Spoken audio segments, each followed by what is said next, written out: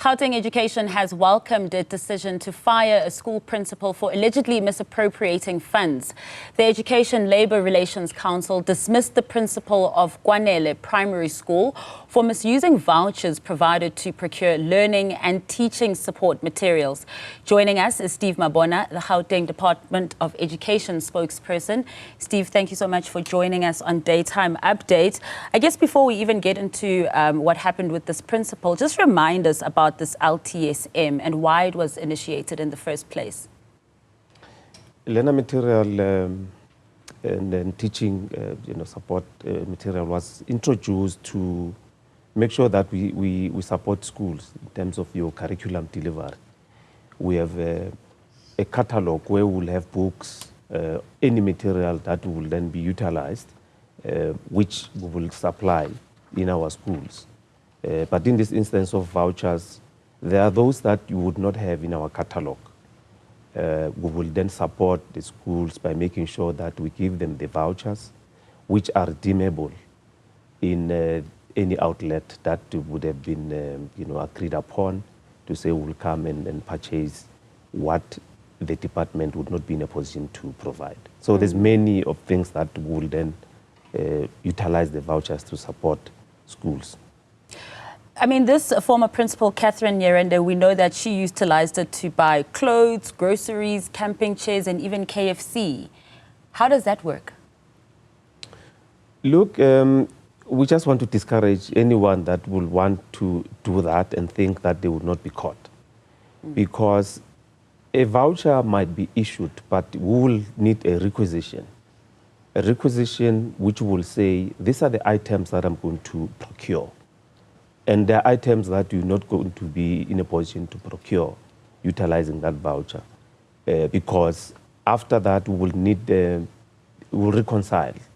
The district has a responsibility to make sure that every reconciliation process check on what is it that schools have procured, vis-a-vis the requisition that would have been, put on the table. So it's not easy. We just want to call upon our employees to be responsible and make sure that they do things, as per the book, and don't do things that will, give you problems. You find yourself outside the education sector because you would have done things like those. The process to do an audit is quite strict. We do necessary audits, so it's not easy that you will just go and utilize that voucher and procure and think that nothing will happen. You might succeed in procuring at that time, but when we do the reconciliation, check on what is it that you have requested vis-a-vis what you would have procured, it will be telling that there are items that are not supposed to be procured utilizing this voucher. Because that thing is purely for learning and teaching support material. Yeah, for schools that desperately need it as well. Is there a way as well that you can have preventative measures, apart from, calling on educators not to abuse the system and hoping that they don't? Is there a way that you can prevent it from happening in the first place, or are there too many loopholes that they can find in the system? No, there are not loopholes. Because, like as it were, once we have evidence that some things are amiss, we launch an investigation. And in this case, an investigation was launched because this thing occurred in 2021. The educator was only charged in 2022 after a thorough investigation that has been conducted. And the necessary disciplinary process was facilitated. Hence, she was then dismissed, but then she had to go to the ELRC for an arbitration, which she was hopeful that probably she will succeed. And it was confirmed now in June that, yes, they agreed with us as a department to say you were correct when you dismissed the educator. So there are no loopholes. That's why I'm just, encouraging those that there may be a loophole if they're able to do it in the first place. Why was this principal able to do it in the first place? If there aren't any preventative measures, that is a loophole, because then you then come in after the fact, and now it's taken over a year for her to then get charged and dismissed. Look, when we look at the number of cases that we have on your table, they will give you an indication whether there is a loophole or not. I mean, out of how many schools we have, we're managing over 2,000 schools, and we're talking about one case out of how many schools. So it tells you that the system is intact, there are no loopholes. One probably would want to take advantage and want to be silly, but really it's not necessary because you're going to be caught. So we just want to discourage anyone that would want to do that and say, probably, succeed and utilize this voucher. Because, well, it's tempting because the voucher, start from 5,000 rand upwards. So if you think that you will just utilize it, unfortunately, you will not be in a position to succeed. It was Anit Reed, who's an education specialist from the LTSM, who said it appears to her, after looking at the investigation, that the school was actually selling vouchers. No, we don't want to go to nitty-gritties of what was said, but what we are happy about is that the LRC, agreed with us to say you had a case which evidence was telling, and witnesses, were very clear on what is it that they have. And our investigator was very good and gave us the case, and that's why we won this case. So it's important that our employees must just focus on what they're supposed to be doing. I mean, learning material is quite key for the curriculum to be, successful. Our learners must be in the classroom, they must be taught. Now, if you want to destabilize that process, I mean, you are there to teach and develop. So you can't be found in a process whereby you are derailing the process that we are brought to do in the education sector. Is the department then able to recoup the stuff that this former principal had purchased from the clothing, groceries? I mean, I'm sure they've been eaten now. This has happened so long ago. But is she able to pay back some of that money? Are there any consequences? There are consequences. If you are dismissed, you know that we will be tampering into your pension. If there's money that we need to recoup, we will utilize the pension to recoup our money. So it's not advisable to do things that will make you to be dismissed in government, because surely if there are things that need to be recouped, we will utilize the pension to do so. Just before I let you go, tell us a bit about these Section 20 schools like Kwanele Primary and how much it's in a situation that they need this kind of assistance that the department gives them. We have many of those. Like as I've indicated, that there are schools that they will request, from the catalogue that we have.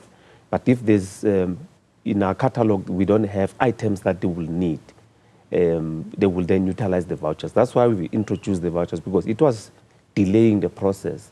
If they require something that we don't have, then the school will be hampered. It will then hamper the curriculum delivery. Hence, a decision was taken that we then need to submit requisitions, from the schools, which will then check on the items and make sure that we make life easy for them. And it's been working very well since we've introduced the system. I know you say this is only, obviously, it's an isolated incident. We're talking about one case here. But is there any way that we can prevent the possibility of selling these vouchers? Is there any way that you can investigate whether other schools are possibly doing that? No, you can't. You can't sell. I mean, that thing was disputed. The investigator did indicate that there was nothing of that sort. It was actually manufactured. Probably they wanted a scapegoat to win the case. That's why they made that allegation. It's not easy to sell that. So that's why there are outlets that they will know that a certain school will come. This is the voucher that they utilize. It's redeemable. We can access this money, and we won't have any problems. So schools will then have a relationship with some outlets so that they are not inconvenienced. So that's how we manage in this process. Yeah. Steve, just even though it is an older case, do we know from this Kwanele Primary School, from this incident where these materials or these vouchers were used ill-wise, do we know if this had any repercussion on those school learners? Not really, because when you look at the other transactions, because then we had to go deeper in the schools and check on their requisitions, whether they utilize appropriately. And we found that many items which were supposed to be procured were procured. So this incident was then isolated. Hence, we had to launch that investigation and make sure that we deal with the employee, that is affected. But there's training that we even conduct, at school level on how to manage, these vouchers, how to request, how to procure, how to manage and make sure that, because there's an expectation of a report which will then be submitted to the district. The district will then have a learner material, official that will make sure that they check on the report, because there's an expectation as well from them to also send that report to head office.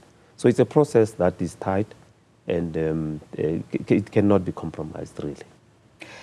Now, you've already given a warning out, but just your parting shots to give a warning to anybody considering trying something like this as well. What are your words to them?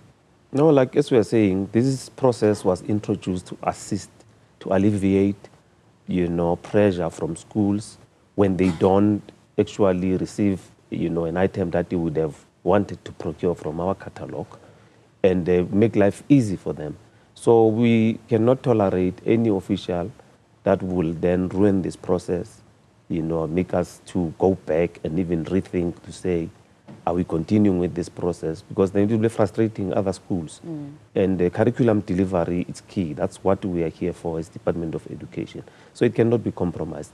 So we just want to call upon our employees to make sure that they do things as per the book, and they must not be found wanting. Any possibilities of such cases going into criminal investigations, because it is theft as well? Well, there will be those recommendations. It depends on how the process of the disciplinary would have went. The department will then probably recommend. Depends on the prosecutor who represent the department on how material this has affected the department, and they will put those recommendations.